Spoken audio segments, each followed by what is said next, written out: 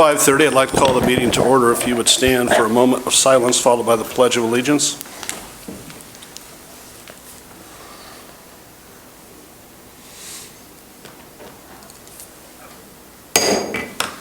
Pledge allegiance to the flag of the United States of America and to the republic for which it stands, one nation, under God, indivisible, with liberty and justice for all.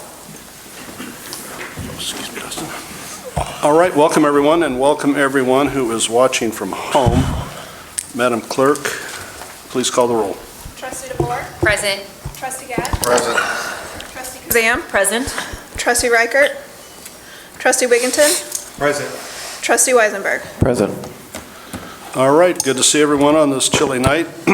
There's not a lot of items on the agenda tonight, but what we have will take some time, and I think you'll find some of it interesting. So we'll get right into taking care of business. The first is approval of minutes from the Board of Trustees meeting, February 4th, 2025.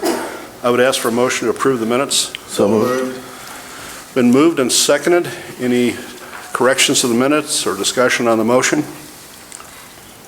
Hearing none, all those in favor of approving the minutes signify by saying aye. Aye. Those opposed?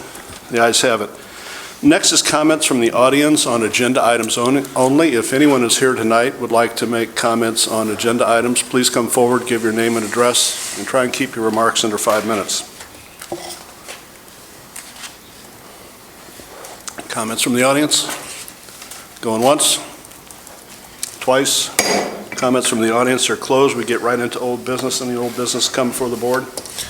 I just have two items, Mayor. I'd like to touch on a couple topics that were brought up last board meeting. Apologize, I was unable to attend, but the handicap parking spot that was requested in the residential area, the temporary tag that the individual received, it does not qualify. He'll need a permanent tag. So I know the sign's already been put up, but it was put up in a temporary manner from my understanding. So we'll have to revisit that, but as of right now, it doesn't qualify. So I think that I will convey that to them, and then the board will, I think, revisit that once we get through this probationary period or temporary period that was granted, if that's what the board would like. But that does not qualify because it's a temporary tag. Thank you for bringing that up, and it might have been a miscommunication, but I believe the board was told that they met the criteria from the PD side, so Okay. that temporary one does not meet the criteria. No, it does not. But I will convey that to them and move forward and bring this back to the board. And these requests have come up in the past, these type of requests. Not under this administration, but I know the previous it has. We've had quite a few requests, and I believe there's only one current. The two total, one has been removed because they moved, but there is one currently, I believe, on Hines. Okay. Yeah. Will administration notify? I will reach out to him, yes. Okay, all right, Yes. thank you. One quick question, Chief. So the 120 days that we gave them, so that's null and void now, so this is going to come back sooner, or? It could be, or you could let it roll the 120 days, and then we I will think come. maybe we should, let's ask counsel what his Yeah. opinion is of that then. I don't think there's any restriction that would prevent it. Then I'm going to tell the chief to leave it there unless the board tells us otherwise. If you do, then we'll comply with whatever you suggested. I think the board has discretion. And I will bring it. If you have contrary opinion, I'll defer to Chief Sutton. Whatever his opinion is on the topic is what I'll go with. I'll bring it back to the board after the 120 days expires and see if they've moved forward with the permanent placard or whatever. It'll help in your decision, I believe, so. The other thing I had to bring up was just, I know there was just some brief discussion regarding BDD and, talking about if that should be eliminated, that tax. I do want to applaud Trustee Weisenberg and the rest of the board not wanting another tax for the village, but I strongly encourage you not to eliminate the BDD tax. There is so much current and future development attached to that BDD fund. A lot of redevelopment agreements pull from that now. There's salaries that are paid out of that. And if we do not have that fund, they will all have to come out of the general fund. And that will be 10 times the amount, the grocery tax that we're looking at. And I believe the grocery tax, last time we did the math, you're looking at about a $325,000 loss. As you'll see tonight, the budget is going to be balanced. It does not have that ordinance in it. We are not adopting that at this time, but in a year, I think the board will have a decision to make how we're going to make up that money, but I do not think the BDD is the way to do it. It is too productive, and with all the development going on in Galena Road in the future, we're going to need those tools in the toolbox for development. So I strongly encourage not to eliminate that tax. I know there was just a little bit of dialogue on that, but I want to stress that from my chair that would be a huge mistake, because we will have to make that up in the general fund. So. And we'd spoken about that Yep. previously, Chief, and I just want to say that I've sat up here for 6 years, and in those 6 years, I've never seen a local government try so hard to keep taxes low and not increase taxes. So I want to, a lot of that is to your due diligence and frugalness with the budget in this administration, so thank you. Yep. Well, thank you, Trustee Weisenberg. So you'll also see tonight, so I touched on what comes out of the BDD. I think Stephanie will touch on the presentation tonight, some of the things that come out of the BDD fund. But it has a lot of layers to it, but I think that in the long run, we would be in much worse shape if we were to eliminate it, so thank you. Yeah, and I would just chime in too, Trustee Weisberg. I think we've all worked, everyone on this board's worked very hard to keep costs down and taxes low. The only concern I have with the BDD is if, we need a certain amount of money in the fund to help spur economic development in case we enter into a development agreement. But if we're going to be really stingy in spending that money, then I think the board may want to consider lowering the tax rate. I mean, either spend the money but don't hoard it. That's one of the pieces of advice I'd give to all of you. So we're still at old business. Any old business come for the board? Let's get right into new business then. We have several resolutions. The first is Resolution 2025-05, a resolution approving a Poplar Park pollinator project at Poplar Lane Park. Trustee Weisenberg, I'd ask for a motion to approve. So moved. Second. Second, please. I'm going to turn it over to you, Trustee Weisenberg. I'd just like to say that Trustee Weisenberg and myself over the years have had a great interest in parks and wanting to improve those. We had some plans done a few years ago what Poplar Park we'd like to see look like in the future, but due to some budget constraints that got sidelined. So we got contacted recently, and I'll let Trustee Weisenberg tell you about that. And now I think we want to dust some of those things off the shelf, but we got an exciting project tonight. So please go ahead. Right. Thanks, Mayor. I don't want to steal Dr. Ethan's thunder here, but this was a citizen-led initiative to restore the native landscaping of Poplar Park with wildflowers, kind of reduce our maintenance down at Poplar Park, and also enhance the beauty of Poplar Park. And I believe Ethan has a presentation. Welcome, Dr. Lake. Thank you. And I know you're a modest person, but would you please tell us all a little bit about yourself, unless you're going to do that in your presentation? But Yeah, I'll share in my presentation a little about myself, kind of a little introduction. all right. Okay. All right, make sure it's working here. Well, good evening, everyone. I want to thank you for giving me this time. My name is Dr. Ethan Lynn. I live on East Terrace View Lane, right off of Galena, down the hill.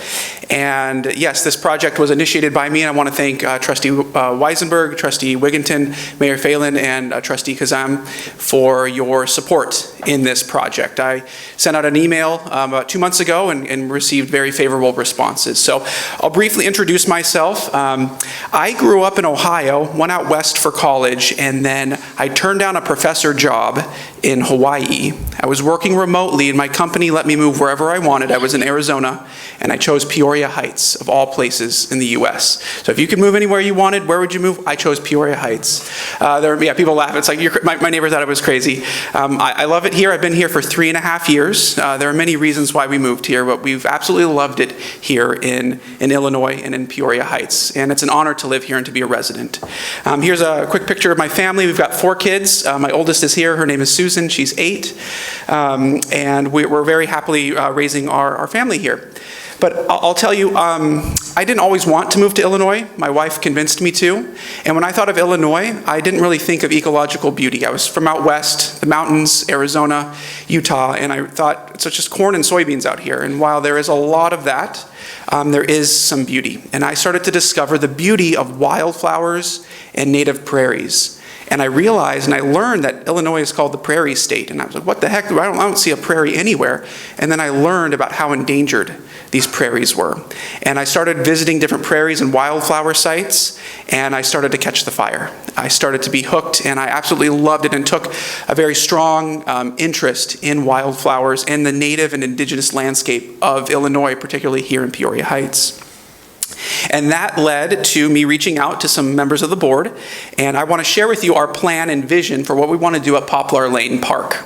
So as of right now, here is a quick little picture of what it looks like. We have it roped off our site. If you know Poplar Lane Park, you kind of get oriented here. It's right here at the parking lot, and that would be the north-facing parking lot there. So this is what it looks like right now. Just some typical turf grass, nothing fancy, nothing special. But I've been working with different naturalists, the wild ones, and also the University of Illinois Extension Office in Tazewell County here, and also here in Peoria. And our plan is to remove that sod and plant over around 250 native wildflowers, 21 different species sourced locally here in Illinois, Williamsfield, with a local nursery that is renowned regionally for its quality. I personally have planted several of these plants in my yard, and here's just a small flavor of what they look like. Popping with different colors, vibrant with insects, all native to this area, indigenous to this area. And in addition to this, we plant these plants, and if you plant it, they will come. The goal in part of this project is to make the park a monarch way station. I made my personal yard into a monarch way station and attracted monarch butterflies. Monarch butterflies are on the decline, native insects are on the decline, and we need to revitalize these populations. And you can see here's a map. I thought really long and hard about what to name mine. Mine was Caterpillar Headquarters 2.0. So yeah. So anyway, we can think hard. We don't have a name yet for what we're going to call it, but I would imagine the poplar, something with poplar. But we want to turn this into a monarch magnet here, where there's one type of plant that can support the monarch, and it's called milkweed. There are different varieties of milkweed, but only the milkweed can support this. And so we have, I believe it's 35 to 40% of the wildflowers we will be planting in this plot will be milkweed, different varieties of milkweed to support monarch butterflies, the caterpillars, and also the butterflies. In addition to that, there are so many more insects that are native to this area that will come. These are some pictures of some insects. We have endangered bumblebees here in Peoria. They thought it was extinct, and 2 or 3 years ago they discovered that it actually still exists. Other types of butterflies, different types of beetles, and then on the bottom right, you see that wasp there. I used to think wasps were scary. There are non-aggressive native wasps, and I took some pictures in my yard, and all of these insects will come. It will be vibrant. It will be wonderful. And I took a picture here, or a video. This was at Forest Park, okay? Kind of a slice of, our project will be a little brighter than this, few more wildflowers, but I just want you to notice here, this is as the sun is setting. There's going to be no sound to this, but I want you to look for the fireflies as here. So you can see them popping. I had just moved here and just discovered Forest Park, and you can see the little fireflies. It was amazing. It was an amazing experience, and this will attract fireflies. It will attract all sorts of bugs, and it'll be a destination. Ecotourism. This park will be known, and it will be on a national directory, a local directory here, and it'll be wonderful. This was one of the coolest experiences. I never thought I'd have an experience like this in Illinois, but we could have this right here in our own village. And then last of all, I'll make an emotional plea here. Do it for the kids. Here's some pictures of me and my family. Leave a heritage. It brings the family out. We garden. We come and visit. It brings the grandparents out. It's absolutely wonderful. It creates memories. And so that is the inspiration for my project. And I thank you for the time and for the consideration. Thank you. Hold on just a second. There might be some questions. So go back to you, Trustee Weisenberg. Yeah, the only thing I want to add is, for just the cost of some materials, there's roughly about 150 hours of labor that's going to be donated by local citizens to get this off the ground. So I'm very excited to bring this project in front of the village board, and I'm also excited to get working on the project myself, volunteering, getting Poplar Park restored to its natural beauty. Thanks, Mayor. Thank you. Questions? I don't have any questions, but I just want to applaud your initiative, and thank you so much for reaching out to all of us, and thank you, Trustee Weisenberg, for taking the lead on this. This is very exciting, and as the mayor said, we've been looking at these parks, in particular Poplar Park, for a long time, and this is just a wonderful springboard to so many exciting things that can happen. Thank you. I just want to add one thing, long-term picture. There's a lot of area along the river, which I believe is called like a savanna, that we mow right now, which really shouldn't be mowed. So I'm going to work with Public Works to communicate with the neighbors, put up some signage, and maybe start restoring that landscape. There's also a lot of dumping that's happened. There's some tires and stuff like that, so I'm going to lead another group of citizens to clean the park up in March. And then maybe if we stopped mowing, which would reduce our maintenance costs, Superintendent Chandler said they spend a day or more mowing that area.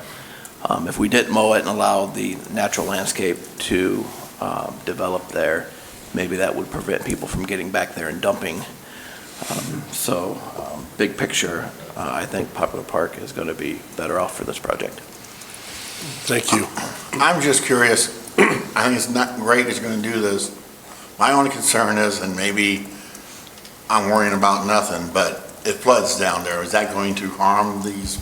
I don't know anything about this stuff, but is that going to harm this, these flowers and prairie that you're trying to establish? That's a really good question, and that's something that immediately rose to the surface. We took into consideration the kind of the topography, and so we located this wildflower garden outside of kind of where it typically floods, and so we chose a spot that was higher up to prevent that. So we did take that precaution. Yeah, good question. Sorry, Dr. Ethan.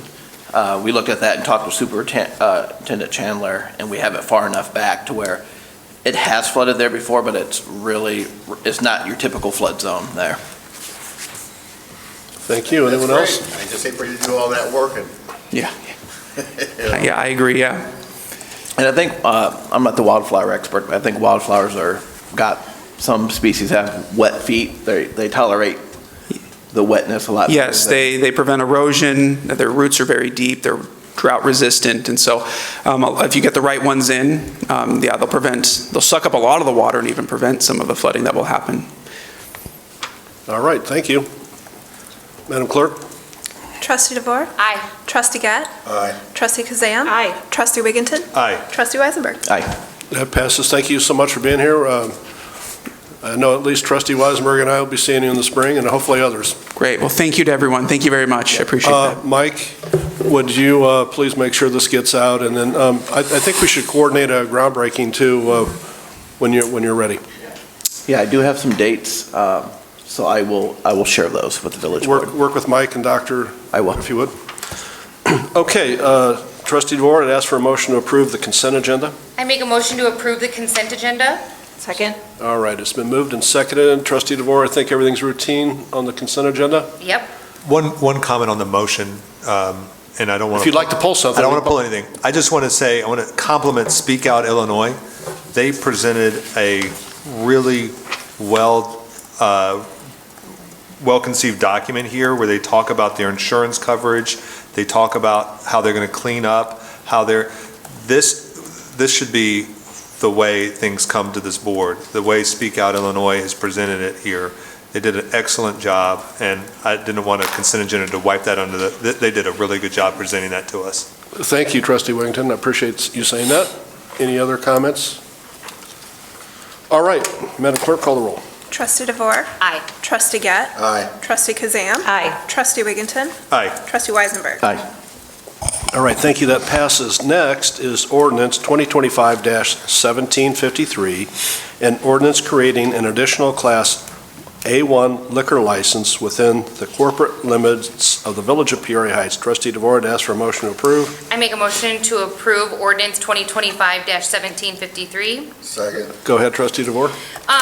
So this is coming to us to, of course, add another liquor license.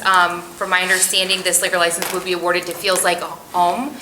We did just talk with them over a BDD grant. Their business does seem to be very successful, and if you remember, she did come out and launch a mocktail. And so now they are looking, I think, to add some cocktails into their business, which I think would be very, very beneficial for them. Thank you. Discussion? And I would just add that, things are really happening in Peoria Heights, and this is another business that's come here off to a good start and wanted this specialty type of liquor license, so it's before you tonight for your approval. Madam Clerk? Trustee DeVore. Aye. Trustee Gett. Aye. Trustee Kazan. Aye. Trustee Wigginton. Aye. Trustee Weisenberg. Aye. All right, thank you, that passes. Next is approval of Peoria County Bicentennial Celebration purchase in the amount of $2,500. Trustee Kazam, I'd ask for a motion to approve. I make a motion to approve. Second.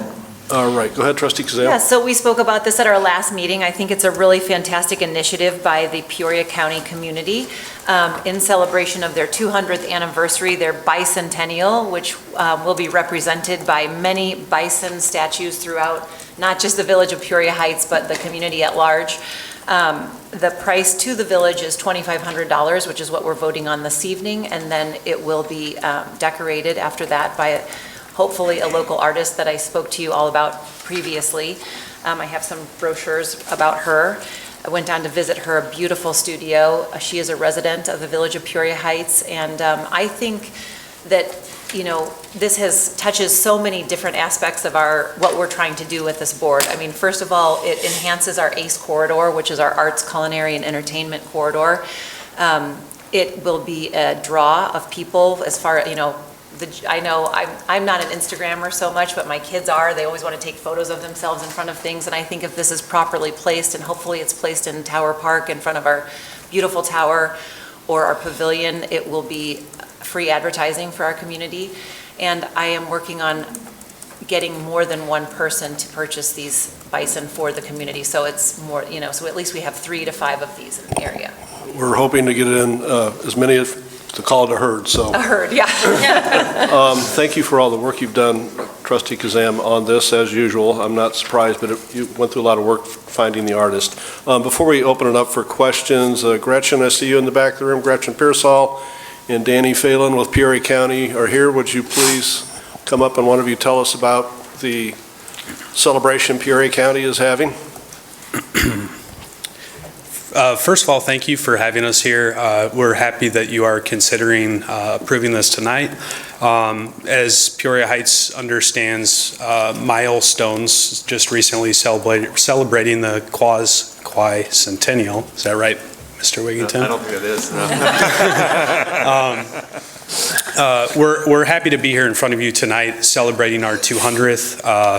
I think Trustee Kazam put it right that this would blend nicely in the Heights. I truly feel that, and I'm happy to hear that you guys do as well. I picture that there will be no more Chicago bean, and there will be the Peoria Heights bison. Gretchen, do you have anything you would add? Nothing in particular, but thank you for considering. We are very excited to not only have the bison out as representation of our 200th, but also to be able to work with, as you said, local artists. I'm personally very excited. I loved our first 2. They were very different. We have many more in the works. A lot of people are working also with some local schools, so I think it's just a great collaboration from many, many organizations within the community. All right, thank you. Questions or discussion? Can you tell us what other communities are interested or have already purchased bison? Yes, some different organizations have the Peoria Riverfront Museum, the Peoria Public Library, the Peoria Park District, Elmwood, Chillicothe is working with a group of organizations together to get one out there, and perhaps 2, if Terry Ruland can get in on there. F&M Bank down the road on Glen. The village of Bartonville is going together with the township of Limestone to do one. And Peoria County will have 3 by the end of it that we're putting at some of our different facilities. Farnsworth Group and River City Construction are going together to put one at our new Health and Human Services. So we have some collaborations like that as well. AMT is doing one. There's also another downtown business putting one out, and SEFCU is looking at doing one out there. I'm not sure what location exactly. So it's a good variety so far of businesses and locations. Well, thank you. That's really, it was great that you could rattle that off. I was just trying to illustrate that this is a regional initiative, which is very exciting. And hopefully we'll be part of it. All right, thank you. Anyone else? Madam Clerk? Trustee DeVore, Aye. Trustee Gett, Aye. Trustee Kazan, Aye. Trustee Wigginton, Aye. Trustee Weisenberg. Aye. All right, that passes. Thank you for being here. Thank you. All right, next is a review of quotes for event safety barricades. Trustee Reichert's not here. I don't know, anyone, Mr. Administrator, you want to take that? Yeah, I'll take the next two. You remember last year, we discussed both these items during the budget process. These were items that we wanted, but we really weren't sure if we're going to be able to afford, so I told you I'd bring these back to you fourth quarter. So the first item is the barricades for our special events. So what I did is we got quotes, obviously, to purchase outright, and we got quotes for rental. The rental quotes, one, we don't have the machinery to move them, the larger concrete blocks, and if it looks like about $20,000 per event it was going to cost us to rent them, or we could purchase them for $17,830, and these that we are going to purchase can be moved with our equipment. So I wanted to bring that to the board. We discussed it a year ago. It's something we wanted to do. I think this is a necessity. I know last year during the St. Patrick's Day Parade, we had somebody drive through the barricade and luckily pull up on the sidewalk in front of Sullivan's without incident. I think that with what's been going on nationally, I think it's something we need to revisit and make it more of a priority. So I think it's better. My recommendation is to purchase outright. We did budget for this. It is a fourth quarter. We can't afford it, but if the board wants to go another way, I could look at other options. But I think this is probably our most effective and least expensive option right here. So we're planning on buying 48 of them? Yes. Is that what that is? Yes. Okay. So you said the ones that we were rented, we don't have the equipment to move those, so I'm assuming are those heavier duty than what these are? They're a little, the ones to purchase are a little smaller. Okay. We have the equipment to haul them and store them. Okay. Where the rentals are just a little bit larger, and it would be questionable from what Superintendent Chandler told me is that our equipment probably wouldn't handle that. I think that's why the price, they broke down the price for rental. It was two of our events were at $20,000, two were at $30,000 just for rental, and a lot of that is because they're so heavy to move. Okay, so safety-wise, as far as like being able to be driven through, Yeah. what's the difference between like what this block will stop? Well, the block's the same, it's just the width of the block. These are a little bit smaller, so we can get around that. This is not a concern, it'll still do what we want to do. Okay, So it's the length. It looks like Yes. it's a 5-foot length Yes. by 24 wide and 32 high. Correct. But with 48, Yeah. each weighing 2,000 pounds each, I think Yeah. probably going to stop. I mean, I just didn't know if like with the brakes in them, if it like Yes. made the difference, We wanna make so sure. just was curious. Yeah, this is the number that would do the job for us. Okay. Would this be something that we could rent out to other communities for a profit? Again, it goes back to, I think delivery, set up and take down, that's where a lot of the cost is. That just popped Yeah. into my head, but it. I think that's a good question. I think it'd be easy to do, wouldn't it, Council, if the board chose to? Yes. Okay. I don't know what kind of these are concrete, right? Okay. Concrete and like rebar or something like Yeah, that? Okay. I'm sure. Yeah. Where will we store them? They have a location to store them. Superintendent Chandler said we have in our property, so it wasn't an issue, he said. Okay. How is this going to affect takedown at the end of the event? Because I know sometimes the roads are just blocked until the evening. Right. Are staff going to remove these then? There won't be any issue removing them at night or No. at midnight? No, it or- would just be a little longer setup and takedown, but it won't be that much of an inconvenience. And I think what you said about the safety issue with what we've seen, would happen in New Orleans, as well as the event, people just pulling right up. And I think that from a safety perspective, from our own liability perspective, this is a no-brainer. Especially considering in this area, we kind of are the only community doing street events And that get a lot Well, of. and as you know, it's all hands on deck when it comes to, traffic control. We have to ask for a lot of help with these barricades. This will also cover some of the side streets. We won't have to ask for as much help there, so that's an advantage as well. So it sounds like you want this on the agenda for approval the next agenda? Yes. All right. The second item is, we talked about Christmas decorations. Our Christmas decorations, I think, that we were using are from the 1970s. So we did get a 40% off coupon. As you can see, the total is $37,693. Again, something we put off till fourth quarter. We do have money in the budget if you would like to proceed. If not, we can still put up the 1978 decorations.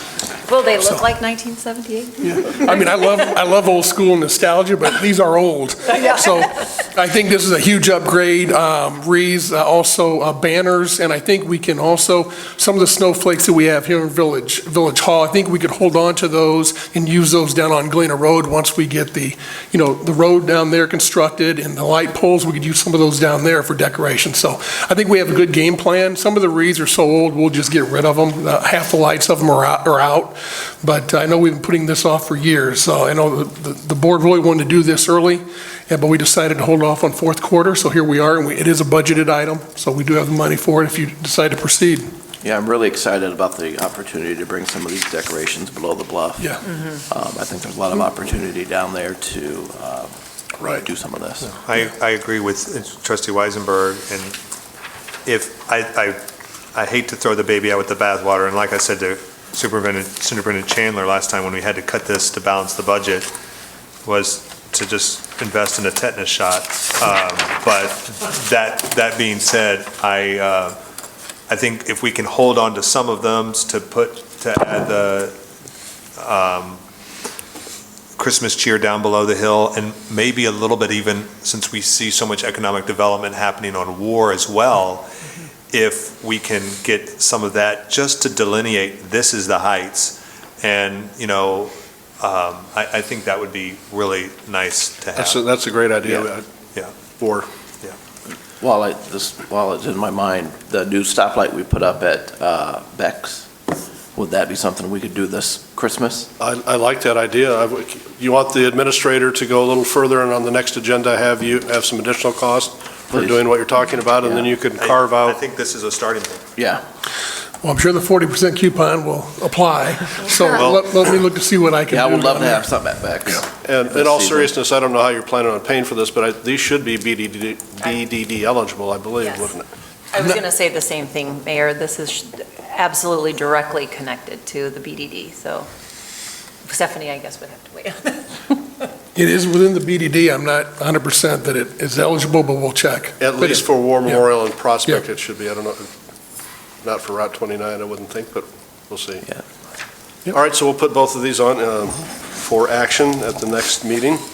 So let's get right into the first review of fiscal year 2025-2026 budget.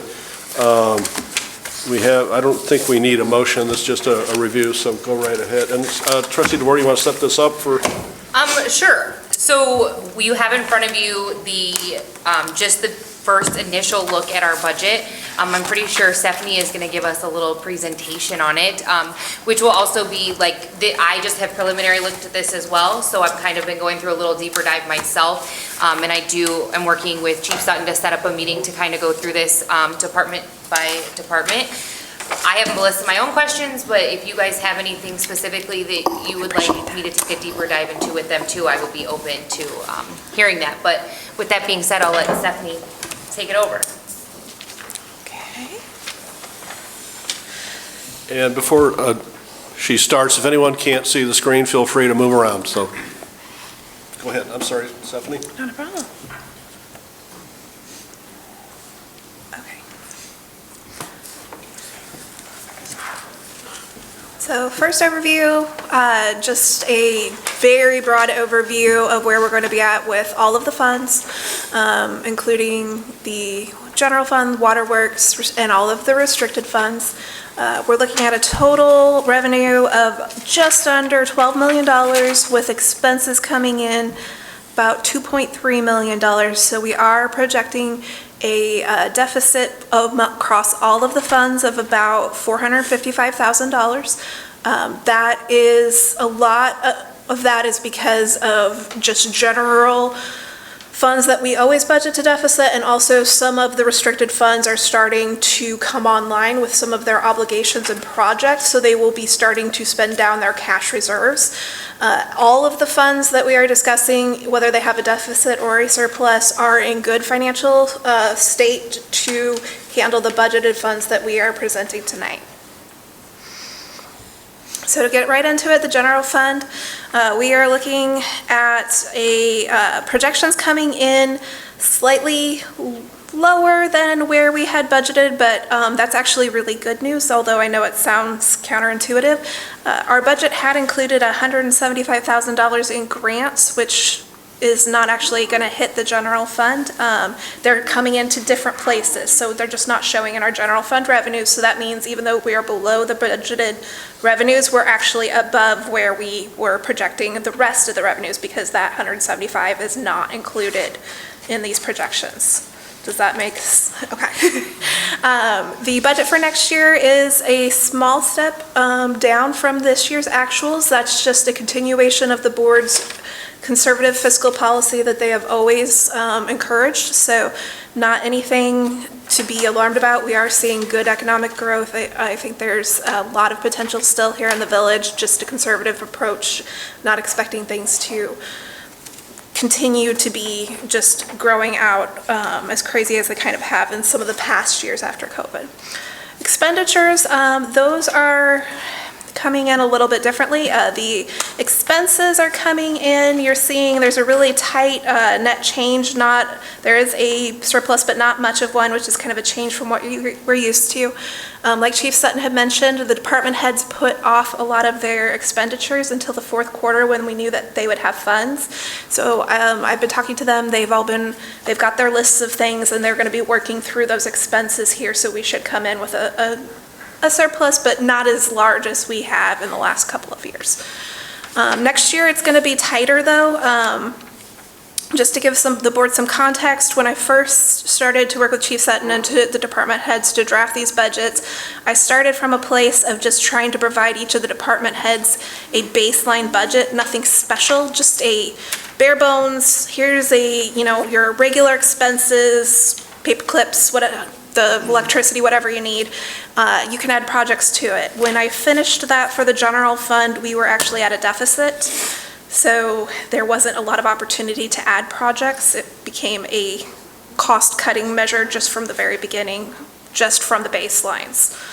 To that end, I started looking at the general fund revenues to get an idea of how we're going historically. You can see that our revenues have increased substantially over the last couple of years. You'll notice that in particular fiscal year, I believe it was 23-22, that is so high in large part because we were so successful with grants coming out of COVID.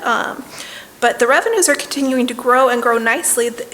They're just not perhaps growing quite as fast as expenses. We're still in a position where a lot of our funds are coming from sales tax. More than 50% of our funding is coming from sales tax figures. It's sales tax and then the state income tax.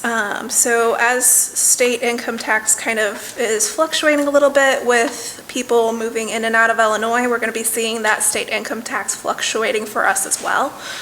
I'm not seeing it going down substantially, but it is something that I'm watching and being a little bit more cautious with. And so to that end, after we had our first initial draft, like I mentioned, there was a deficit. If I can go on to the next slide. Each of the department heads worked with me to reduce their budget so that we could get to the balanced budget that's the initial presentation to you tonight. Some of the things that each of the departments have in here, slides talking about what they cut or what they did to try to help balance the budget. Chief Sutton and I reviewed the revenues. We went ahead and did increase sales tax revenues since I tend to be very pessimistic, brought them more in line with what we're seeing this year as opposed to historical averages. It's still very attainable. It's not anything that I think is out of the realms of reasonableness. It's just a little less pessimistic than sometimes my initial numbers are. Also increasing fine revenues. Chief Sutton and the police officers have been doing very well at making sure that people are following the law in the village. And the interest projections, I went ahead and adjusted those upward. Things are a little unstable right now, so I was feeling kind of pessimistic, but the reality is that with the reallocation of where our funds are, we have been receiving a very generous amount of interest, and with the cash reserves that we have, we're likely to continue to receive a good amount of interest in the future. Breakdown of expenses. This is fairly typical for us with just a breakdown of where all of the money is going before we get into each of the individual departments. Historically, admin's budget versus its actuals, it tends to vary widely. Admin has a habit, especially recently, where it tends to overspend on paper because in the fourth quarter, it will pick up any necessary projects for the village, transfer funds out to the capital improvement fund or to police pension fund. So while you're seeing that the actuals versus the budget, there's a big difference, and sometimes an alarming difference that has to do with the transfers that we're making from the general fund to other funds. It's not unbudgeted projects, it's more like end of the year projects that we are trying to use our money wisely and set ourselves up for the future. Can I ask a question here, or would you like me to wait? No, please. So like when you're talking about that, so like for like 21, 22, 22, 23, is this when we took big lump sums and put it into our back owed payments to the Yes. police pension fund? Yeah, so specifically in 21, 22, I know that's when we made a substantial deposit to the police pension fund. In 22, 23, not only did we make a large deposit to the police pension fund, but there was also a transfer of funds to create the capital improvement fund. So that's why that is such a big So like, jump. it's like, we knew we were gonna have surpluses, so we're like paying off debts and like doing those things. Correct, Okay, correct, thank you. yeah. So for the coming year for administration, it is at this point essentially looking to spend a vast majority of its funds on payroll. There will be,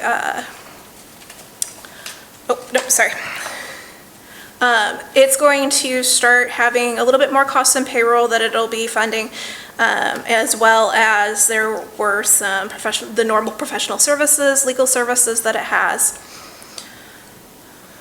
So in its attempt to offset the budget, the things that it kind of looked at was offsetting shared employee salaries and benefits costs. This is where we're looking at what administrative employees are not just working for admin, but are serving other areas of the village, particularly like the bookkeeper and the village administrator, who not only work for the general fund, but work for restricted funds and for water work in particular. So the general fund will be receiving some compensation for the salaries of those and the benefits of those. We also looked at reducing the engineering budget for grant applications. So when we could go out for grant applications, occasionally we have to hire an engineer to provide additional services. Unfortunately, we had to lower that a bit in order to balance the budget. Reduce professional services. So this is basically, instead of being on a more proactive approach, we'll be more reactive when calling people to fix things. Utility increases, we're seeing a lot of utility increases, and you'll see this across the board in all the departments, but it's not quite as bad as I initially feared, so that was reduced. And then finally, the big thing for the admin is that previously it had been splitting the cost of the community development director's salary, and that salary is going to be fully moved to the BDD. Fire expenses. As the fire department structure has changed, there's been an increase in costs in both budgeted and actual costs over the last 3 years. Their budget is going to, in the next year, be primarily spent on payroll with the hiring of the part-time staffers that substantially increased their salary budget as well as some of their benefit costs. To help balance the budget, they did do some reductions into general maintenance, including building maintenance and vehicle maintenance. Turnout gear was reduced, and then the equipment and training budgets were also reduced. Police expenses, these ones are kind of the most one-to-one that you're probably going to see. The police department is always great about budgeting what they need and then spending what they need. The 2 years where you see substantial decreases from their budgeted to their actuals were years where the police department received grants to offset some of their salary costs. So that was a huge help in those years as well. Also contributed to the high revenues and the transfers that we were able to make in those years. I think some of the growth here that we see is we've hired 2 police officers over the course of this time as well, so is that reflecting that? Yes, so, and that's the other thing with the police department budget is it's increasing, but it's increasing very minimally over the years. These are not large increases from one year to the next. So you're seeing not only adding staff, but the equipment for the staff, the cars for the staff, and then the contracted increases that the board negotiated for those departments. And no new vehicles this year? We will, that might be, we'll get to that, because that might be an error. Okay, all right. Quick question. Of course. So, under administration, for internet access, looks like we're spending $7,500 a year. So that's roughly $600 a month on internet access. Is that just for this building, or is that village-wide? So that is primarily for this building, but there is also a specialized line that goes between this building and the police station. Okay, A T1 line? okay. Thank you, Chief, yes. So the cost for that is substantial, and that's a lot of what that cost is for the, I think it's like $400 Yeah, a those aren't month. cheap. Yeah, Yeah, it's- those aren't cheap, yeah. yeah. Okay. Okay. And just to answer your question, Trustee Williams, the increase in budget is 2.45 for the police department, and which the cost of living is 3% for salaries, so Fair that's. enough. All right. Yeah, so the police department is, while their budget is increasing 2.5, they're functionally decreasing their budget because salary and benefit costs alone, they should be over 3%. And Fair enough. so you'll see that because of this, like I mentioned, the police department is actually increasing its portion, which is covered by payroll and benefit costs, up to 76%. The payroll, or the police department actually made some of the most substantial costs. Part of what Chief Sutton and I did when looking at the deficit that needed to be covered was review each department's proportion, how much they were needing to increase for their baseline, as well as how much that department covered the total, like what percentage of this was the total percentage to make up the village, and then try to assign proportionally each department, okay, you need to cut X percent because you're that percentage of the increase. Police department, as being one of the larger spenders, had the most cuts to make. So there were reductions to the overtime budget, to the building maintenance, to professional services, vehicle maintenance. There is a typo in this. Their budget was reduced from 2 vehicles down to 0. We were able to get that back up to 1 vehicle. So the budget that you have printed tonight should have a 1 vehicle cost in it, yes. Okay, so the line item 1 has 1 vehicle cost in it. Yes, that's just an error on this particular, and all the numbers are correct. I just didn't correct that slide from 0 to 1. I'm sorry about that. They also reduced equipment, utility, office. I mean, there wasn't a line that didn't get touched in that budget. Can I ask a question? Of course, thank you. So, to cut professional services, what all is included in that? I'm assuming like legal is the main portion of that? So legal, professional services for the police department does not include legal. Their legal Okay. expenses did get cut also. They're down at the very bottom under adjudication. The number is 6430. Admin adjudication is where they spend their legal costs. Professional services for the police department is going to include things like their IT service contract, ADSI. Booking fees. Yep. They also pay for the village's quarterly animal control contract. The MEG dues are in there as well. Yeah, there are quite a few things that come out of that. How can we cut that? Yeah.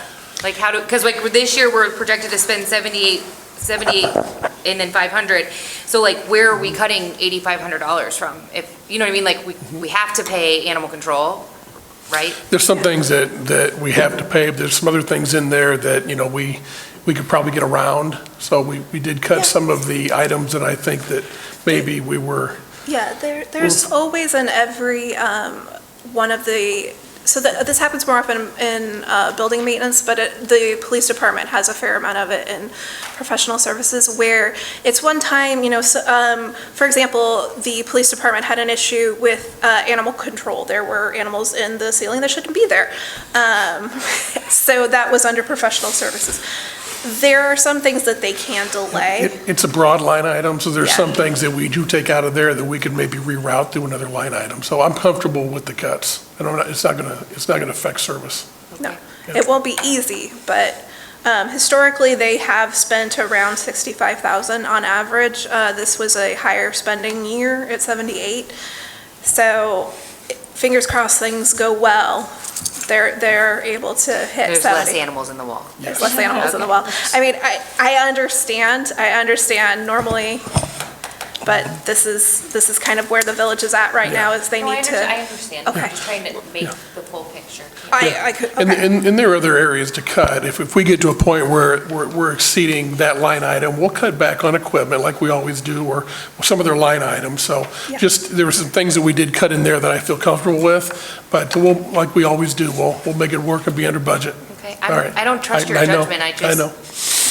asking. No, I understand. Clerk Turner, Yes, sir. before we move on, I know this is the last slide on the police, but I also want to thank Chief Decker for being here as well, and I don't want to flow over the fire department too quickly, but Chief, do you mind talking to me a little bit about the fire department, and just, I want to make sure that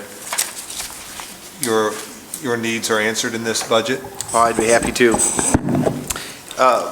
Happy to answer any questions. First of all, I want to take the opportunity, just because I know it was mentioned at a recent forum, the question of maintenance. And maintenance is always an issue. We have a gentleman on our fire department that this year we entrusted with, I guess, being over our maintenance, to keep a close eye, do what he can, and then really take a hard look and work hard at driving down our maintenance costs.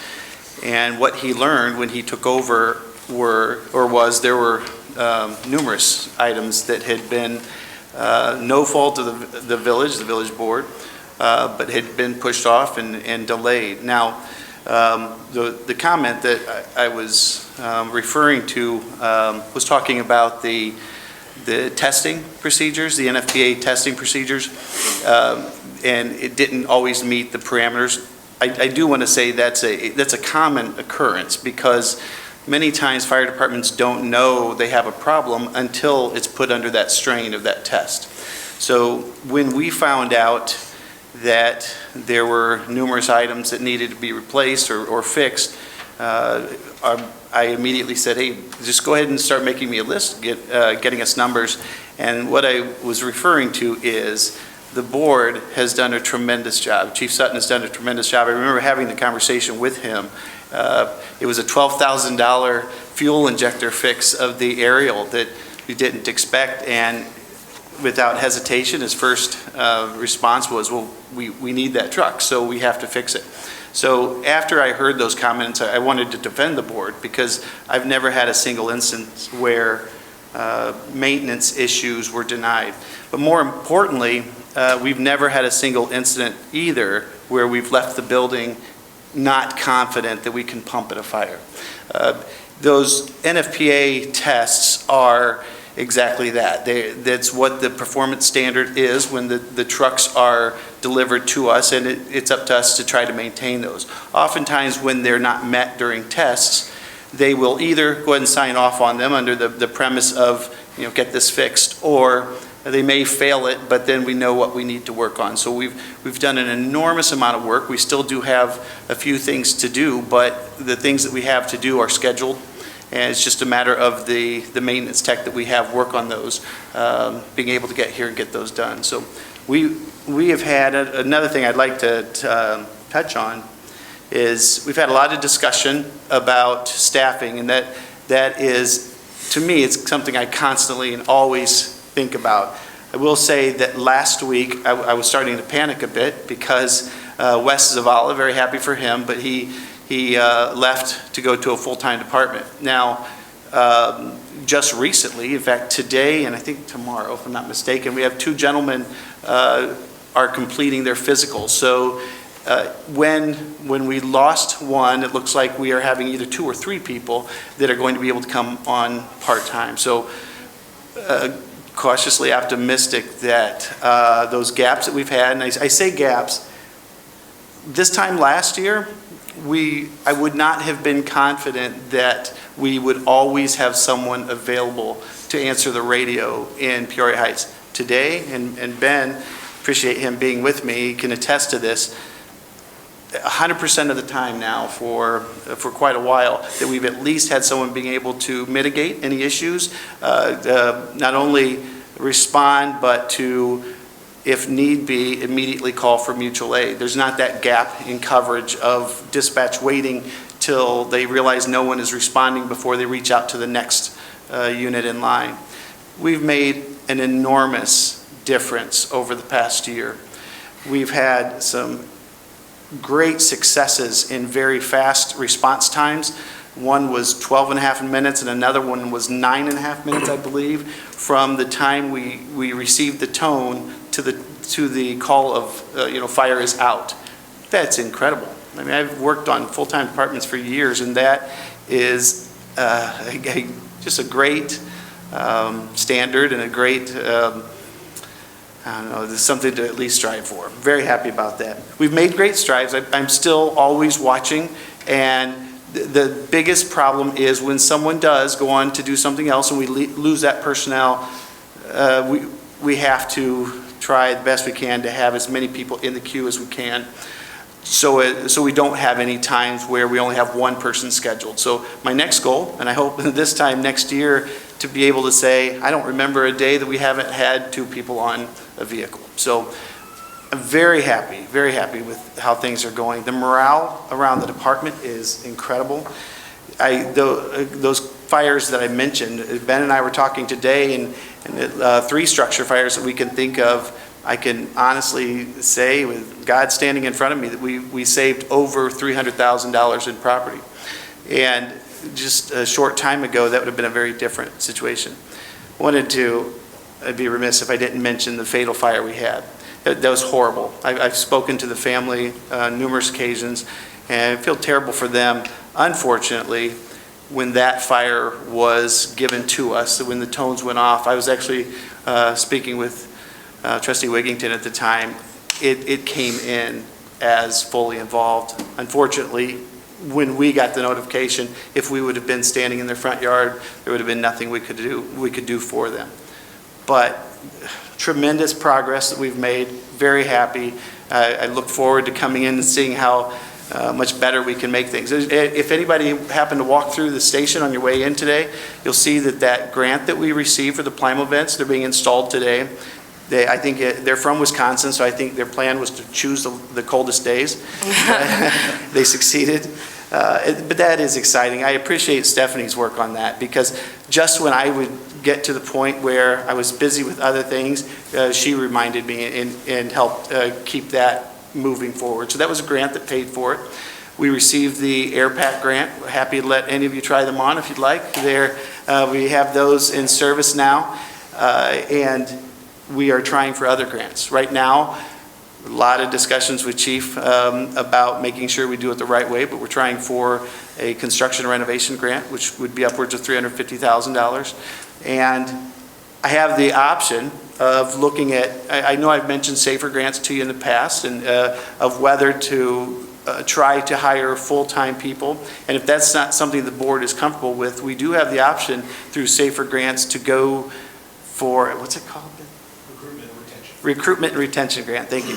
Chillicothe, in 2023 and 2020, received, I think, $131,000 one year and $200,000 another year. That's just money that the SAFER grant gives to communities to assist in things like, I think Chief can attest that we've had an ad running almost continuously since October, November, to try to get more part-time people. That's something that can help offset our part-time people. And I'm looking for new grants all the time. So I don't know, any questions that you have, I'd be happy to answer. One quick question, Chief. So, and this is, kind of gets back to what I brought up last year when we were going through this Yes. budget process. Is this budget big enough, even as, you know, it's increased? And one of the things that I had mentioned was amortizing the cost of replacement vehicles. So can you tell me a little bit? I don't see that here in this budget, so can you tell me a little bit about that? I have, in my notes I was taking for today, I always think of, you know, the goals that we want to have for next year. One of the goals that I had written down when he asked me that was to begin to develop a plan, not just come to you next year and say, hey, we need a new fire engine, a plan that you can look out 10 and 20 years, which is what a lot of fire departments do. I went through it was a class project in a class I took this year, exactly that. I had to create a 20-year program for maintenance vehicle replacement. We have right now, Stephanie might have to help, we have 2 loans out. I believe one has 1 payment left. Is that correct? Or I know we have one that has maybe 1 or 2 payments left and the other that has a little bit more.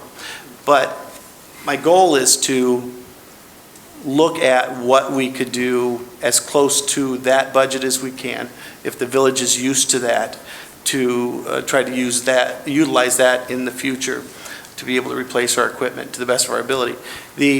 As I told Trustee Wigington earlier, it would be nice to get those paid off and through good maintenance be able to stretch out our vehicles even longer so we can create a fund that we have money to put down when we do need an engine or a truck. There's something that some departments have started doing, and I would have told you a few years ago that it's not something I'd want to do, but looking at purchasing of used vehicles. Well, there are some communities out there, I think Naperville is a good example, where they don't keep their vehicles longer than 10 years or so. They are ISO rated #1, and so it's kind of a standard that they adhere to.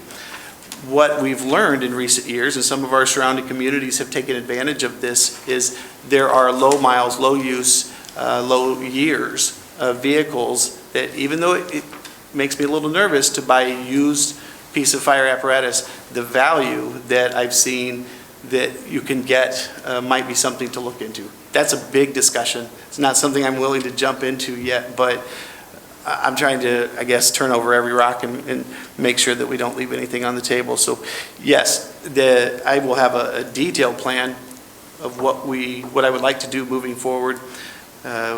We do have a little bit of a challenge.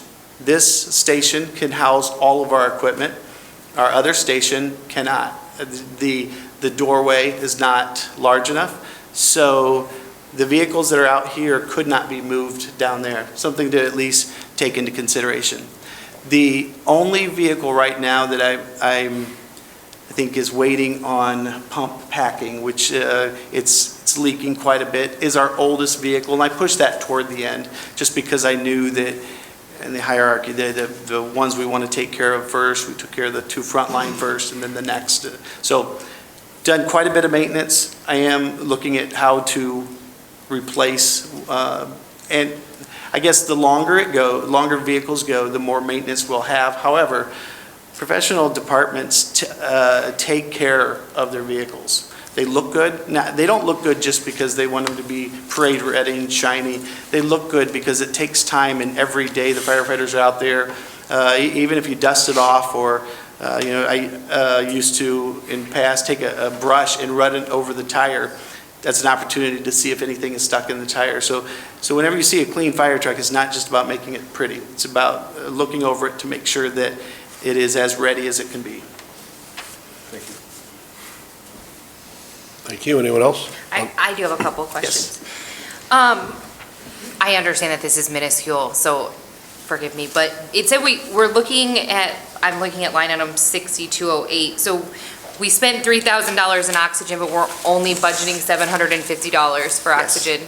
Yes, that was last year, we were given the field upgrade opportunity. So we're an EMR, first responder service. Okay. But because we've gotten some new members this past year, but because we have some that are at the EMT or paramedic level, we have the option to upgrade if we have people available to that level. Sure. When the person that was ordering at the time learned that, and there's a procedure they do, a CPAP, and ordered quite a bit more oxygen than was needed. So Okay. that's actually something I asked the clerk to reduce. Okay. So I want to just be clear that this is equipment maintenance, not vehicle maintenance, but we budgeted 20,000 but are only projected at 14. Is there something that we didn't do that we were planning on doing for equipment maintenance? There are, when we figured out the problems that we had this year, we had a large list. My goal is to go into May with nothing left to do. Now, obviously, we will have things come up this year. Sure. But I think some of the things that we were fixing this year should have been fixed last year. So even though I would love more money in that, I understand it. And Jordan is doing a great job of keeping his eyes on the vehicles, trying to catch things when they're small. We have switched our tech, and his name is Jordan also, and we're very happy with him. He's working with us to try to drive down some of those costs. So I understand what you're saying, and I have the same reservation, because if you look back at our maintenance, you don't want to decrease the amount when they're increasing. But I think we've made a big impact this year. I don't think I maybe didn't word that correctly. So line item 6240, equipment maintenance, we budgeted for the year of 24 to 25, $20,000. We've only spent $14,000, which means that you have $6,000 left in the budget for this year. So my question was, were we planning on doing some kind of equipment maintenance last year during budget time that we have not yet completed this year, or we are not going to complete? Yes, we have quite a bit more. Okay, so Yes. that's coming out of that. Sevi, am I right? Is that coming out of that? Yes, it would come out, so equipment maintenance and vehicle maintenance get a little touchy, particularly honestly in his department. This is me trying to differentiate between, I have a bill that has a bunch of letters and numbers on it, and I need to decide if this is a vehicle or a piece of equipment. And so I do work with the department heads to try to figure out, but there are sometimes some back and forth between those two line items, which you'll notice that vehicle maintenance is over, equipment maintenance is under. I'm gonna go back through and just make sure everything in vehicle maintenance was a vehicle and not actually equipment, to make sure that those don't balance And out. I appreciate that too, because the way I look at it is all of our equipment, whether it's vehicles or machines, need to be fixed. And so I kind of look at those two combined, just personally. Can Yeah. these be combined? Because I mean, this is like, They could, if that's what the board would like to do. They could. I mean, I don't know. That's your job, not mine. That's not my area of expertise, so I'll just stay out of it. No. We'll discuss it. We'll discuss it. It's a reasonable question and worth looking at. I just feel like it's you know what I mean? Like it's confusing, but that, so that really, because it makes it look like vehicle maintenance is over 10,000, but you're really under 6,000, so total equipment's only over 4,000 instead of 10,000. I will say, in a perfect world, I think they would be separate, because we have specific items, our AMCUS or our Hamatro tools, the jaws of life. yeah. We want those to come out so we can track them better, but I do like having the flexibility. This year, we needed to focus more on our vehicles, so I like having the flexibility of knowing that that was there. Okay. That's all I have. Thank you. Anyone else? Please continue. All right, so moving on from the fire and police expenses. go into the street expenses. It's kind of similar to admin. You'll see where the actuals versus the budget for the street expenses, they sometimes exceed quite substantially, and it has to do with street most frequently has emergency projects than any other department. They're the ones that are going to have a storm sewer that's broken, a drainage pipe that's broken. They have costly and emergency expenses, and that's kind of what's happened this year with their budget. They are able to adapt very quickly and reduce other spending in order to kind of compensate as much as possible, and of course work to delay expenses into fourth quarter where necessary. Street went ahead and in their cuts, they took the approach of kind of reducing a bunch of different items a small amount. So the Superintendent Chandler told me to go ahead and remove the summer help from the budget, as well as reduce the overtime budget. We went ahead and since there was some money in this fiscal quarter, he's going to have the annual stoplight maintenance done a little early so that he can take it out of next year's budget. He's also reduced the street maintenance budget and removed the sidewalk maintenance budget, reduced vehicle and equipment maintenance since they do have a mechanic in Public Works who does a lot of their work and is able to kind of keep an eye on the vehicles and keep costs low. And additionally reduced equipment budget and various operating expenses. Tower expenses, the big spikes there are, of course, for infrastructure projects for repairs to the actual elevator itself. It's had a lot of maintenance in recent years, so we're anticipating a quiet year next year. It'll be open over the summer, so they'll have the salary costs for that and then the basic operating costs to maintain it. Going forward, just some few things to keep in mind about the general fund. The obligations for this year, 26 full-time employees, 16 year-round part-time employees for the fire, 7 seasonal part-time employees for the tower and maintaining the grounds. We also have 6 volunteer firefighters.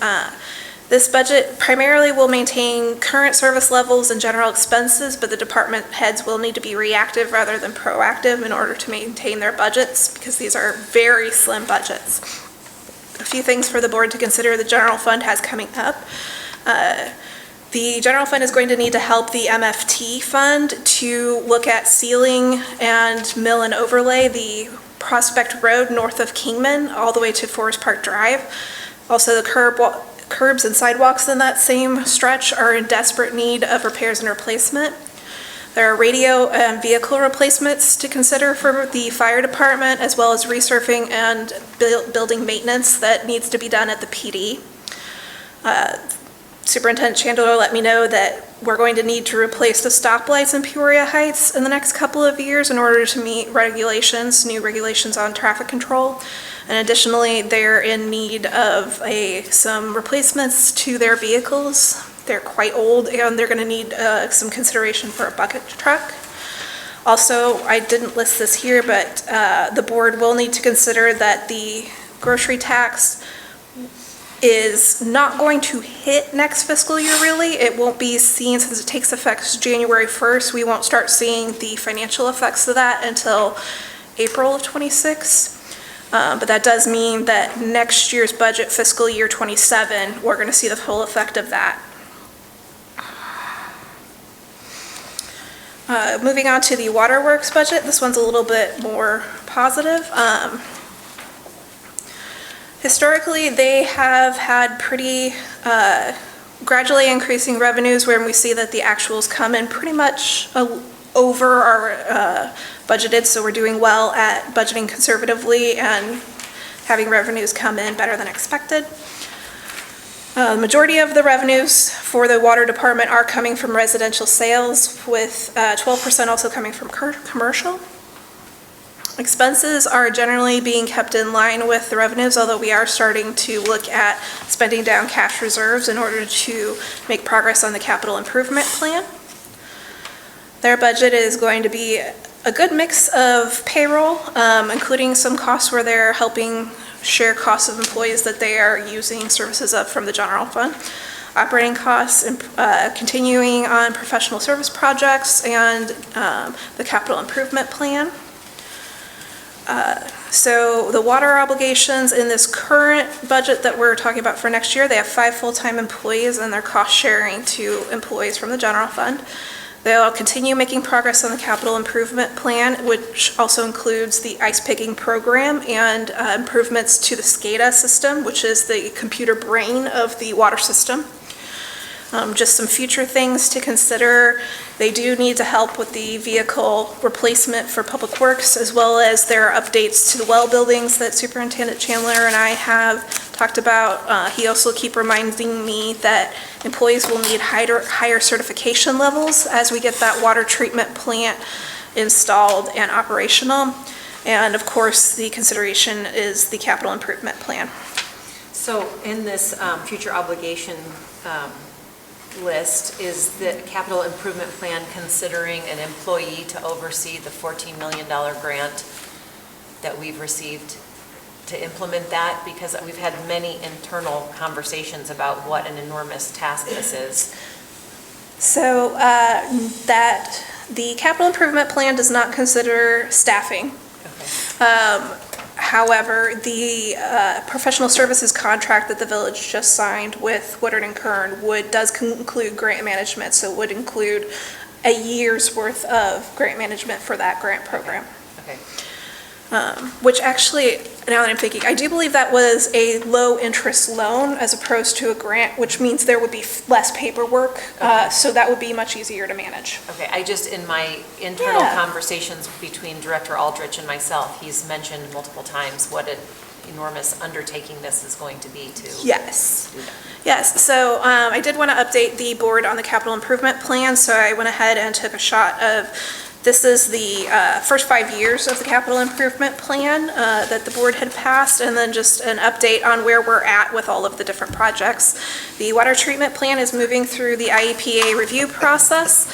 Right now, the earliest construction could be as spring 2026. That is if everything goes perfectly right, so probably later than that, but construction is soon. Honestly, anytime next year would be amazing and a huge progress.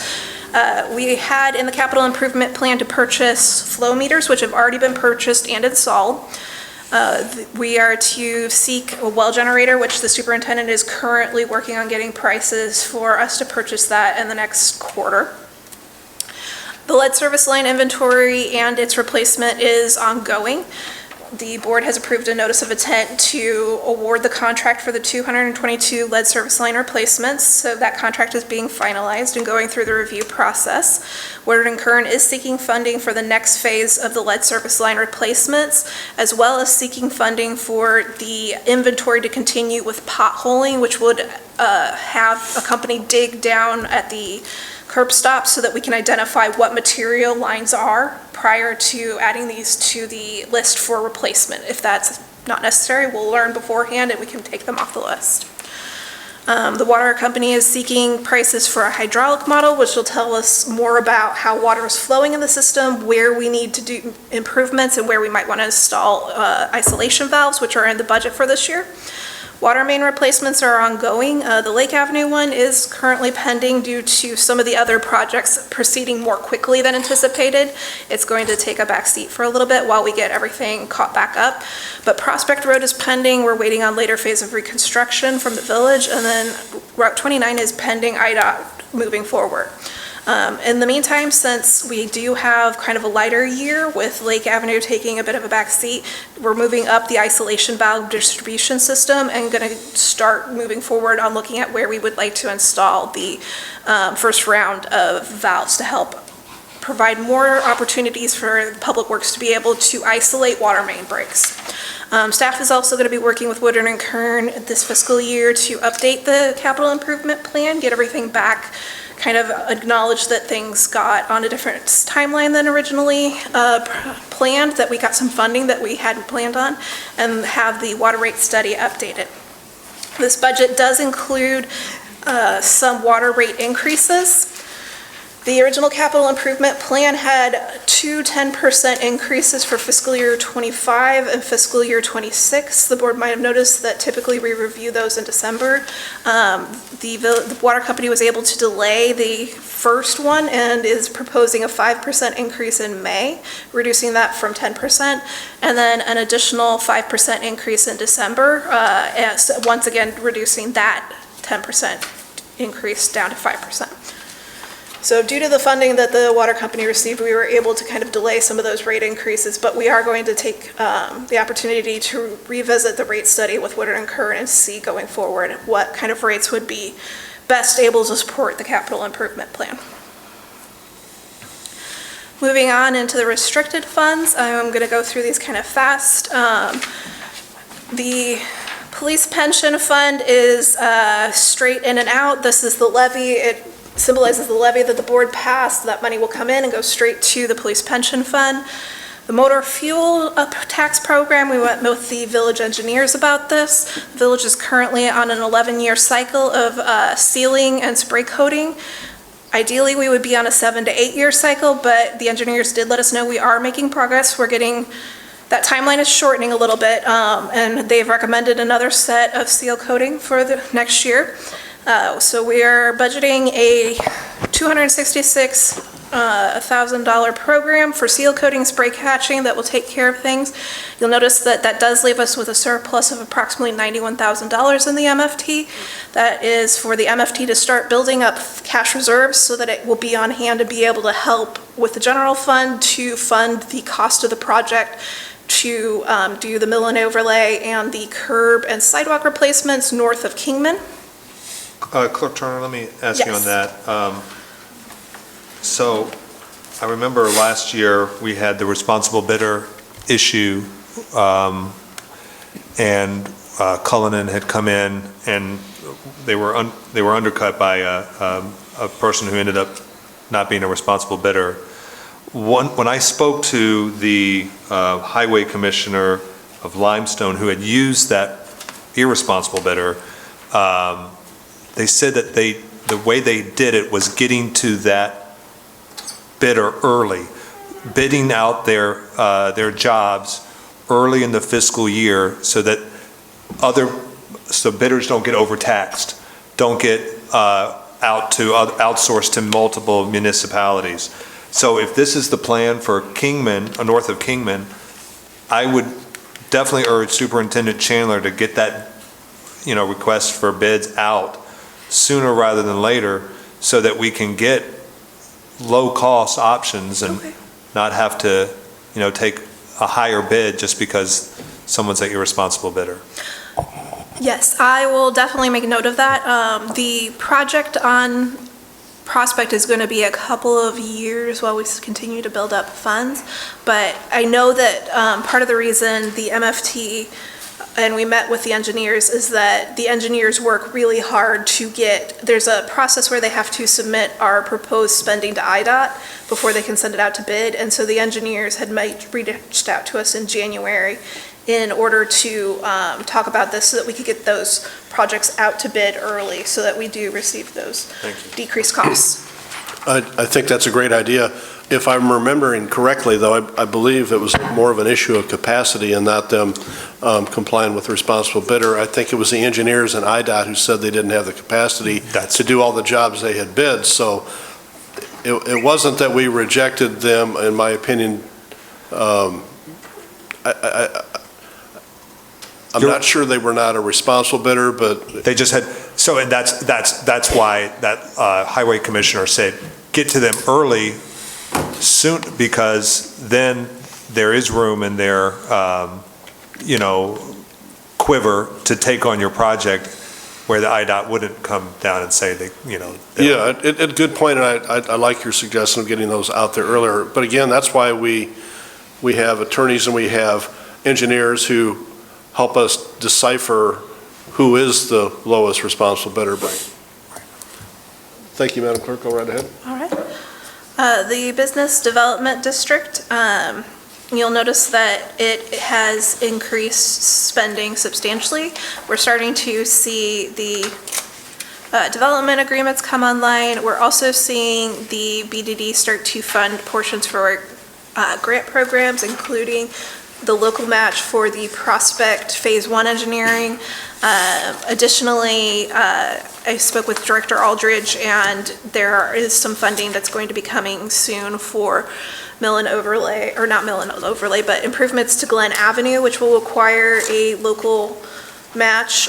So the BDD will be helping with some of that, as well as taking on additional professional costs with the increased costs of the Community Development Director's salary. Stephanie, can we get one of these liability sheets on the BDD? So what are obligations coming out of there for 26? Yes. And what future obligations will be coming out of there based on the things that we have laid, like what projects that we have laid out? Yes, I have one that basically sums up all the restricted funds, but I'd be happy to send a more detailed one and break it down by each restricted fund if that would be what the board would like to see. Yes, please. Will do. Okay. Continue on with TIF. It's in a similar position where you're seeing increased payout to developers as well as increased reimbursement to the school as those funds are starting to come in more heavily. You're also seeing improvement other, where it's also starting to shoulder local costs for grant programs. So it's also helping to pay for that local match for the Prospect Phase 1 and the local match for the Glen Avenue project. Special service areas, this is basically just a summary of the economic development agreements. So the majority of it is coming in and then going back out to the developers. There is some of it that is redirected to the bond payment, but it's going well. And then the infrastructure fund, this is one in particular that I'd like to remind the board.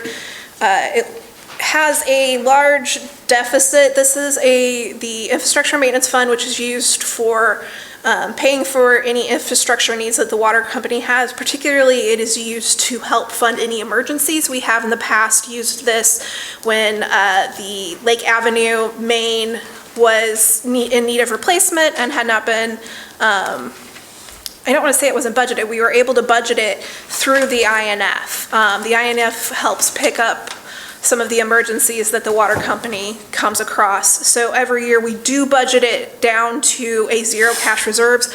We will not spend it down to a zero cash reserves. This simply allows us financial flexibility in the budgeting process. But for this year, it's going to be looking at helping to fund the well generator that we had discussed earlier in the capital improvement plan, as well as some of those valve installations.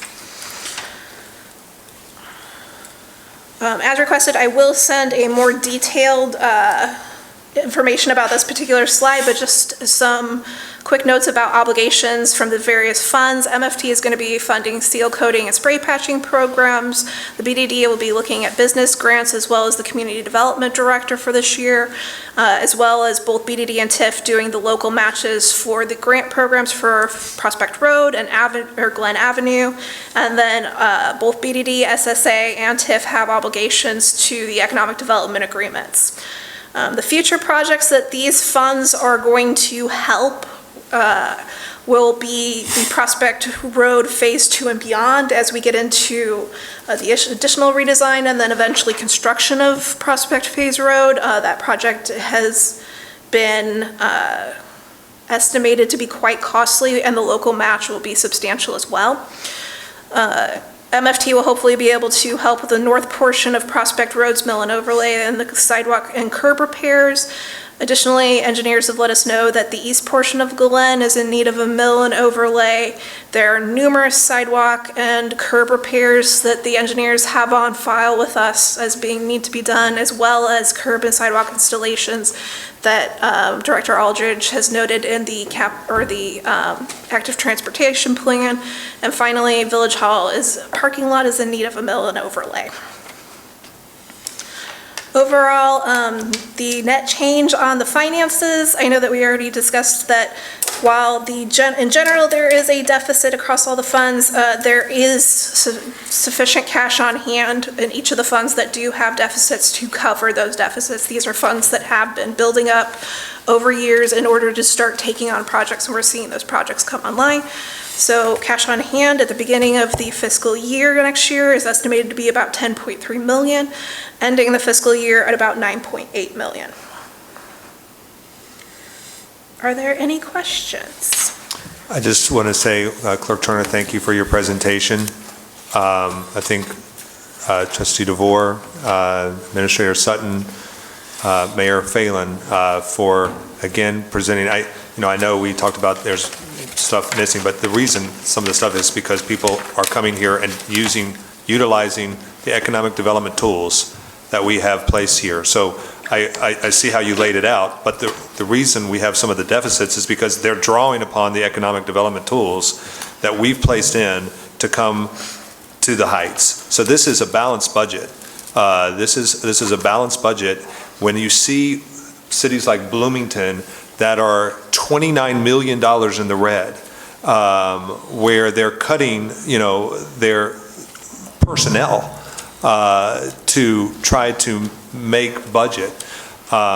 We had that fear last year, but this is again a testament to the success of Peoria Heights and why people want to locate here. So I appreciate you guys and the efforts you guys made on this budget. Thank you. Anyone else? I too want to compliment you, Stephanie, on a well-prepared presentation. I appreciate that. Only thing I do want to say, going back to what Trustee Kazam had mentioned earlier, I really applaud you all for taking the steps to keep the water company and to make the necessary investments to bring it up to where we want it. But there is going to be some expertise needed. So there will be, in my opinion, you're going to need more employees to run that plant. And, we've been really fortunate. We hired Wayne Aldridge to do economic and community development. It just so happened, he happened to have had a previous career as an engineer, and he's been really helpful in being able to help out manage this. But that's one thing to keep in mind. I really don't think we want to lose sight of improving the water infrastructure. So I think the board has to be prepared in the future to spend money to maybe hire more people within Public Works to make that happen. So, Madam Clerk, thank you so much. We would be at, so this is a work in progress, this budget. So if you have questions that, or items you'd like to see added or removed from the budget, please let Administrator Sutton know. I think we all heard a lot of good information tonight. I've said, I'll offer this again as I have in the past, if you wanted a special session to go over this again and digest it, I'm not sure that's necessary. I think I'm hearing a lot of good comments tonight, so we'll continue to evolve this budget. So we'd be at miscellaneous business. Any miscellaneous business come for the board? No? Okay, and Chief, I know you, it's nice to have you here tonight. And I know you had a chance to weigh in, Chief Decker, on your budget, but is there any updates on the fire department you'd like to give us tonight, please? I believe I said everything. I can't say enough how happy I am. We've had an influx of new young members that are in good shape. You'll see that part of the renovation is preparing a place for fitness equipment. Big standards nowadays for firefighters to maintain fitness levels. And the good thing is a lot of these guys are coming in that are very physically fit.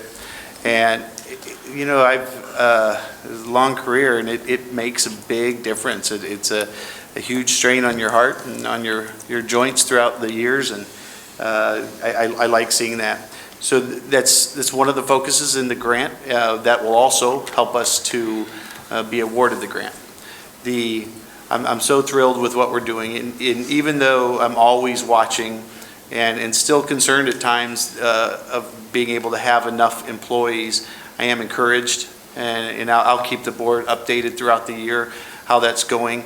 I think it would be prudent to at least continue for a while, still trying to attract some more part-time members, if not to take a lot of shifts, but to be there when we have one that goes empty. So again, I'm happy to answer any questions, and I'm just happy with how things are going. And Ben, he's prettier than I am, so sitting up here, it looks better, and he does a great job, and I appreciate his willingness to do that. Austin Zentes, I know you recently, most of you were able to meet him, and he's the other assistant chief in the department. So happy. Austin has been around 15 years, I think, in departments, and Ben's been around quite a while now, too. And I think that we're really going in a positive direction. Regarding Ben, I think it's the mustache. I think so. I tried. I've been growing it for a year. Chief, one thing, the Firefighters Association had approached me about a pass the boot thing. I think we have those on our agenda or to allow. Annually. Annually, yeah. So I think sometime in March is what, sorry, May? May, okay. So I just want to let you know that. Yes, I think so. Anyone else? Chief, just one question, and I don't want to oversimplify or put words into your mouth, but I based on some of what you said earlier, is one of your biggest challenges going to be, and let me preface this by saying you've hired some really terrific people, is one of the challenges going to be, because these are people who could work anywhere, keeping those folks or filling those slots as they go on to probably other full-time departments? Is that your? Yes, sir. Jack Segler is a kid that just started working with us, bigger, stronger than I am. He's already got his degree, and he is looking, he will be looking to go someplace else. But having said that, it's ebbs and flows as well. Sometimes there are a lot of new hires throughout the area. Other times it stalls for a bit.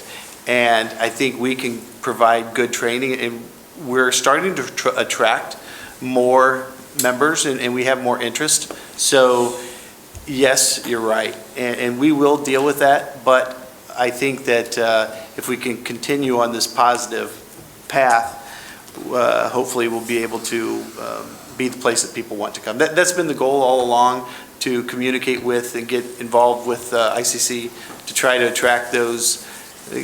You're right. When they get to that stage, they're trying to go off and look at their career. That's okay, because as long as we have people that have been around a while and direct them and do a good job teaching them, we can allow them to take on some of the, I guess, grunt work. And it really does wonders in helping them to prepare for a full-time career and meet our needs as well. Thank you, good answer, and nice to see you. Thanks for being here tonight. Thank you. Okay, we would be at general comments from the audience. If anyone would like to make a general comment to the board, please come forward to the podium, give your name and address, and try and keep your remarks under 5 minutes. General comments are open. Mayor, I'll make just a general comment real quickly. I think recognition is in order for Miss Suzanne, who managed to stay awake this entire budget meeting. That is amazing. I almost fell asleep. So one of our volunteers. Thank you, Trustee Weisenberg. Okay, general comments going once, twice. General comments are closed. We would be at payment of the bills. I would ask for a motion to pay the bills. So moved. Second. Have a motion and a second to pay the bills. Any discussion on the motion or any questions on the bills? Hearing none, Madam Clerk, call the roll. Trustee DeVore? Aye. Trustee Gett? Aye. Trustee Kazam? Aye. Trustee Wigginton? Aye. Trustee Weisenberg? Aye. All right, the motion passes. The bills are paid. Next is the treasurer's report. At the end of January, there was $10,304,370.90 in the village-controlled accounts. In the water-controlled accounts, there was $2,424,490.07. You've heard the treasurer's report. I would ask for a motion to approve. I make a motion to approve. Second. Been moved and seconded to approve the report. Any questions on the report or discussion on the motion? Hearing none, Madam Clerk, call the roll. Trustee DeVore? Aye. Trustee Gett? Aye. Trustee Kazam? Aye. Trustee Wigginton? Aye. Trustee Weisenberg? Aye. All right, that passes. The report is adopted. Trustee Gett? Make a motion to adjourn? Second? We have a motion and a second to adjourn. All those in favor of the motion signify by saying aye. Aye. Those opposed? We're adjourned.